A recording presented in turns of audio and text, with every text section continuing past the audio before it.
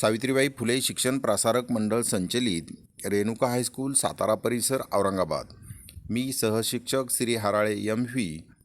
विषय इतिहास व राज्यशास्त्र, वर्ग 10वी, लेक्चर नंबर 10. टॉपिक नेम निवडणूक प्रक्रिया या पाठाचा आज आपण अभ्यास करणार आहोत. भारताच्या लोकशाहीच्या दिशेने होणाऱ्या वाटचालीत निवडणुकांचा फार मोठा वाटा आहे. तर दर 5 वर्षांनी भारतात निवडणुका घेतल्या जातात. निवडणुका आणि प्रतिनिधित्व या लोकशाहीशी संबंधित अत्यंत महत्त्वाच्या प्रक्रिया असून निवडणुकींच्या माध्यमातून लोकप्रतिनिधी निवडले जातात आणि निवडणुकीच्या माध्यमातून लोकप्रतिनिधी हे निवडले जातात हे आपणास माहिती आहेच. निवडणुकांमुळे सत्ता शांततामय मार्गाने बदलली जाते आणि या निवडणुकांमुळे सत्ता देखील अत्यंत शांततामय मार्गाने बदलली जाते. वेगवेगळ्या पक्षांना राज्यकारभाराची संधी मिळते आणि वेगवेगळ्या पक्षांना राज्यकारभाराची संधी मिळत असते. महाराष्ट्रामध्ये आपण पाहतो की पूर्वी भारतीय जनता पक्षाचं सरकार होतं. आता आपण पाहतोय की शिवसेना आणि त्यांच्या घटक पक्षांचं राज्य आहे. म्हणजेच वेगवेगळ्या पक्षांना राज्यकारभार करण्याची संधी मिळते. शासनाच्या धोरणामध्ये बदल घडतात आणि शासनाचे जे काही ध्येय धोरणे आहे यामध्ये देखील सतत बदल घडतात व समाज जीवनही बदलते. आपण जे प्रतिनिधी निवडून देतो ते कार्यक्षम, प्रामाणिक, विश्वासू आणि जनमताची कदर करणारे असावेत अशी एक भावना असते.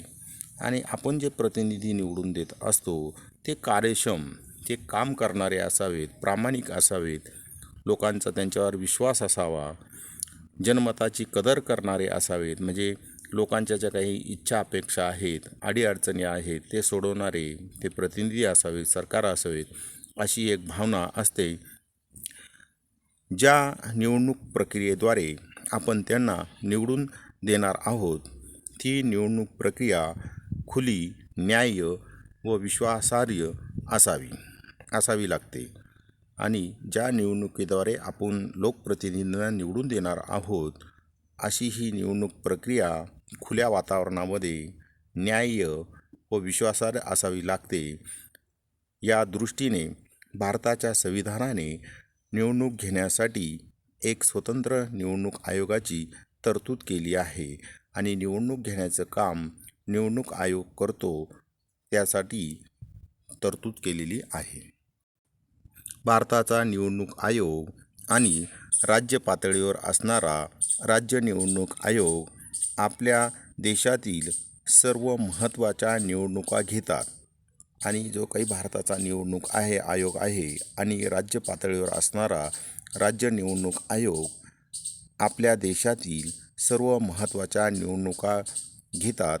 निवडणुकींच्या तारखा घोषित करण्यापासून ते निवडणूक निकाल जाहीर करेपर्यंत सर्व निवडणूक प्रक्रिया निवडणूक आयोगाच्या मार्गदर्शनाखाली आणि नियंत्रणाखाली चालते. आणि अशा प्रकारे या निवडणुकांच्या तारखा घोषित करून निवडणुकांचे सर्व निकाल जाहीर होईपर्यंत ही निवडणूक प्रक्रिया निवडणूक आयोगाच्या मार्गदर्शनाखाली आणि नियंत्रणाखाली चालते.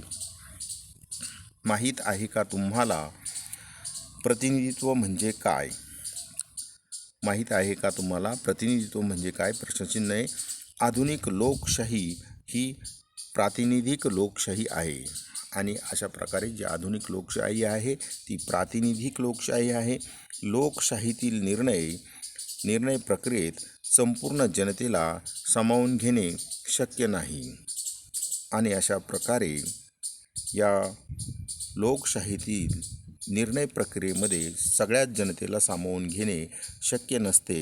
यातून जनतेने आपल्या वतीने काही लोकांना राज्यकारभार करण्यासाठी प्रतिनिधी म्हणून निवडून देण्याची पद्धत निर्माण झाली आहे. प्रतिनिधींनी जनतेला जबाबदार राहून जनतेच्या कल्याणाला प्राधान्य देत राज्यकारभार करणे अपेक्षित आहे. आणि अशा प्रकारे जे काही प्रतिनिधी निवडून दिलेले आहेत त्या प्रतिनिधींनी जनतेच्या इच्छा अपेक्षा पूर्ण करणे आणि त्यांचे कामं करणं अत्यंत महत्त्वाचं आहे. एका मोठ्या व व्यापक लोकशाही प्रक्रियेचा निवडणूक प्रक्रिया हा एक अविभाज्य भाग आहे. आणि अशा प्रकारे एका मोठ्या व व्यापक लोकशाही प्रक्रियेचा निवडणूक प्रक्रिया हा एक अविभाज्य भाग आहे. म्हणजे दर 5 वर्षांनी निवडणुका घेतल्या जातात. प्रस्तुत पाठात आपण निवडणूक आयोगाची रचना आणि या पाठामध्ये आपण निवडणूक आयोगाची रचना कशी आहे, त्या निवडणूक आयोगाची कार्य व भूमिका समजावून घेणार आहोत. निवडणूक प्रक्रियेत कोणत्या सुधारणा आवश्यक आहेत याचीही चर्चा आपण करणार आहोत. तर निवडणूक आयोग त्याची रचना कशी आहे ती पाहणार आहोत आपण. भारतातील निवडणूक प्रक्रियेच्या केंद्रस्थानी अर्थातच निवडणूक आयोग आहे. आणि अशा प्रकारे भारतातील ज्या काही निवडणूक प्रक्रियेच्या केंद्रस्थानी हा निवडणूक आयोग आहे. भारतीय संविधानाच्या कलम 324ने या स्वायत्त यंत्रणेची निर्मिती केली असून आणि अशा प्रकारे भारतीय संविधानाच्या कलम 324ने या स्वायत्त यंत्रणेची निर्मिती केली असून त्यात एक मुख्य निवडणूक आयुक्त आणि त्यामध्ये एक मुख्य निवडणूक आयुक्त व अन्य 2 निवडणूक आयुक्त असतात. निवडणूक आयुक्तांची नेमणूक राष्ट्रपती करतात. आणि अशा प्रकारे या निवडणूक आयुक्तांची नेमणूक भारताचे राष्ट्रपती करतात. निवडणूक आयोगाचे स्वातंत्र्य जपले जावे आणि निवडणूक आयोगाचे जे काही स्वातंत्र्य आहे ते जपले जावे म्हणून मुख्य निवडणूक आयुक्तांना सहजासहजी अथवा एखाद्या राजकीय कारणावरून पदभ्रष्ट केले जात नाही. निवडणूक आयोगाच्या खर्चासाठी स्वतंत्र आर्थिक तरतूद असते. आणि अशा प्रकारे निवडणूक आयोगाच्या खर्चासाठी स्वतंत्र आर्थिक तरतूद केलेली असते. माहीत आहे का तुम्हाला, स्वतंत्र भारतातील पहिले मुख्य निवडणूक आयुक्त सुकुमार सेन होते. आणि अशा प्रकारे स्वतंत्र भारतातील पहिले मुख्य निवडणूक आयुक्त म्हणून सुकुमार सेन यांनी काम पाहिलेलं होतं. 1921 साली सेन हे ब्रिटिशकालीन भारतीय प्रशासकीय सेवेत दाखल झाले. पुढे 1950 मध्ये निवडणूक आयोगाची स्थापना झाल्यानंतर आणि पुढे अशा प्रकारे 1950 रोजी निवडणूक आयोगाची स्थापना झाल्यानंतर त्यांना निवडणूक आयुक्ताचा पदभार दिला. आणि अशा प्रकारे सुकुमार सेन यांना निवडणूक आयुक्ताचा पदभार दिला गेला. अतिशय प्रतिकूल आणि त्या काळची परिस्थिती अत्यंत प्रतिकूल व कठीण परिस्थितीत देखील सेन यांनी अगदी कौशल्याने आयोगाचे कामकाज सांभाळले. निवडणूक आयोगाकडे स्वतंत्र कर्मचारी वर्ग नाही. आणि अशा प्रकारे या निवडणूक आयोगाकडे स्वतंत्र असा कर्मचारी वर्ग नाही.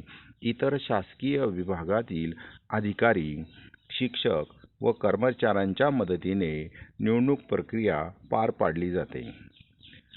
निवडणूक आयोगाचे कार्य. तर आपण आता निवडणूक आयोगाची कार्य पाहणार आहोत. त्यामध्ये 1 नंबरचं कार्य आहे मतदार याद्या तयार करणे. वयाची 18 वर्षे पूर्ण केलेल्या प्रत्येक भारतीय नागरिकाला मतदानाचा हक्क आहे. तर अशा प्रकारे भारतातील वयाची 18 वर्षे पूर्ण केलेल्या प्रत्येक भारतीय स्त्री पुरुषाला मतदानाचा हक्क आहे. तो बजावण्यासाठी त्यांचे नाव मतदार यादीत असावे लागते. तर मतदान करण्यासाठी मतदार याद्यामध्ये आपलं स्वतःचं नाव असणं गरजेचं आहे. मतदार याद्या तयार करणे, त्या अद्ययावत करणे, नव्या मतदारांचा समावेश करणे इत्यादी कामे निवडणूक आयोग करते. मतदारांना ओळखपत्र देण्याचा अधिकार निवडणूक आयोगाला आहे. आणि मतदारांना जे ओळखपत्र आहे ते देण्याचा अधिकार या निवडणूक आयोगाला आहे. माहिती आहे का तुम्हाला, मतदान नोंदणीसाठी विशेष मतदार जागृती मोहीम आखण्यात येते. मतदार नोंदणीसाठी ज्यांचे वयाचे 18 वर्ष पूर्ण केलेले आहेत अशा प्रत्येक स्त्री पुरुषाला मतदान यादीमध्ये आपलं नाव नोंदवण्यासाठी विशेष जागृती मोहीम आखण्यात येते. त्यासाठी राष्ट्रीय मतदार दिवस देखील साजरा केला जातो. नंबर 2, निवडणुकांचे वेळापत्रक व संपूर्ण कार्यक्रम ठरवणे. तर निवडणुकींचे संपूर्ण संचालन हा निवडणूक आयोगावरील जबाबदारी असल्याने कोणत्या राज्यात केव्हा व किती टप्प्यात निवडणुका घ्यायच्या हे निवडणूक आयोग ठरवते. आणि अशा प्रकारे या निवडणुकींचं वेळापत्रक आणि कार्यक्रम ठरवणे हा सर्व भाग निवडणूक आयोग पार पाडत असतो. कोणत्या राज्यामध्ये आणि किती टप्प्यामध्ये निवडणुका घ्यायचा हा कार्यक्रम देखील निवडणूक आयोग ठरवत आहे. सध्या आपण पाहत आहोत बिहार राज्यामध्ये सध्या निवडणुका तारखा जाहीर झालेल्या आहेत आणि किती आणि कोणत्या टप्प्यामध्ये त्या निवडणुका पार पाडायचा हा बिहार राज्यातील जो निवडणूक आयोग आहे तर ते काम ते यशस्वीपणे पार पाडण्याचा प्रयत्न करत आहेत. नंबर 3, तर आपण हे सर्व पाहत आहोत निवडणूक आयोगाची कार्य. तर या निवडणूक आयोगाच्या कार्यामध्ये आपण पहिलं कार्य पाहिलेलं आहे मतदार याद्या तयार करणे. दुसरं निवडणुकांचे वेळापत्रक व संपूर्ण कार्यक्रम ठरवणे. तिसरं कार्य आहे उमेदवारांच्या अर्जाची छाननी. निवडणुकांच्या तारखा जाहीर झाल्यानंतर आणि या निवडणुकांच्या तारखा जाहीर झाल्यानंतर विविध राजकीय पक्ष आपले उमेदवार निवडणुकीसाठी उभे करतात आणि प्रत्येक राजकीय पक्ष आपले जे उमेदवार आहेत ते ठरवतात आणि त्यांना अर्ज भरण्यासाठी ते उमेदवार अर्ज देखील भरतात. तसेच कोणत्या पक्षाचा पाठिंबा न घेता स्वतंत्रपणे काही उमेदवार निवडणूक लढवतात. असे का करावे लागते? प्रश्नचिन्ह. उमेदवारांना फक्त वयाची अट असताना त्यांनी इतर माहिती निवडणूक आयोगाला देणे का महत्त्वाचे आहे? तर जे उमेदवार निवडणुकीसाठी उभे राहिलेले आहेत त्यांना वयाची अट असताना त्यांना इतर माहिती निवडणूक आयोगाला द्यावी लागते. कारण की त्यांची संपत्ती किती आहे किंवा मग ते निवडून आल्यानंतर काही उमेदवार आपण पाहतो भ्रष्टाचार करतात आणि त्यांची संपत्ती प्रचंड प्रमाणावर वाढते. त्या संपत्तीचा हिशोब लागावा म्हणून त्यांना इतर माहिती देखील द्यावी लागते. उमेदवारांना त्यांच्याकडील मालमत्तेची माहिती निवडणूक आयोगाला का द्यावी लागते? आणि या प्रश्नाचं उत्तर देखील असंच आहे की जी काही मालमत्ता आहे त्यांची किती आहे आणि मग निवडून आल्यानंतर त्यांनी भ्रष्टाचार केल्यानंतर लगेच समजतं की त्याची पूर्वीची संपत्ती किती होती, मालमत्ता किती होती आणि नंतर त्यांनी जो काही निवडून आल्यानंतर 5 वर्ष कारभार केल्यानंतर त्याच्याकडे किती संपत्ती आहे हे त्यावरून आपल्याला समजते. अशा अपक्ष उमेदवारांसह निवडणूक लढवू इच्छिणाऱ्या काही अपेक्ष उमेदवार देखील निवडणूक लढवू इच्छिणाऱ्या या म्हणजे राजकीय पक्षांचे उमेदवार आणि अपेक्ष उमेदवार या सर्व उमेदवारांना अर्ज भरावा लागतो व त्यात स्वतः संबंधीच्या सर्व माहिती द्यावी लागते आणि या उमेदवारी अर्जामध्ये स्वतः संबंधीची सर्व माहिती द्यावी लागते. या अर्जाची काटेकोर छाननी निवडणूक आयोग करते आणि उमेदवारांनी दिलेली माहिती खरी आहे का खोटी आहे याची छाननी करण्याचे काम निवडणूक आयोग करते व पात्र उमेदवारांना निवडणूक लढवण्यास परवानगी देते. निवडणूक आयोगाचं चौथं कार्य राजकीय पक्षांना मान्यता देणे. आपल्या देशात बहुपक्ष पद्धती आहे. म्हणजे आपल्या देशामध्ये अनेक पक्ष आहेत. शिवसेना असेल, काँग्रेस असेल, राष्ट्रवादी काँग्रेस असेल, तृणमूल काँग्रेस असेल, तर अनेक पक्ष या भारतामध्ये आहेत. तर आपल्या देशात या बहुपक्ष पद्धती आहेत. तसेच नवनवे पक्ष निर्माण होतात आणि नवीन नवीन पक्ष देखील निर्माण होतात. पक्षामध्ये फूट पडून नवे पक्ष अस्तित्वात येतात. जसे की महाराष्ट्र नवनिर्माण सेना ही शिवसेनेमधून बाहेर पडलेली एक पक्ष आहे. तर पक्षांमध्ये फूट पडून नवे पक्ष अस्तित्वात येतात. अशा सर्व पक्षांना निवडणूक आयोगाची मान्यता आवश्यक असते. एखाद्या पक्षाची मान्यता रद्द करायचा अधिकारही निवडणूक आयोगाला असतो.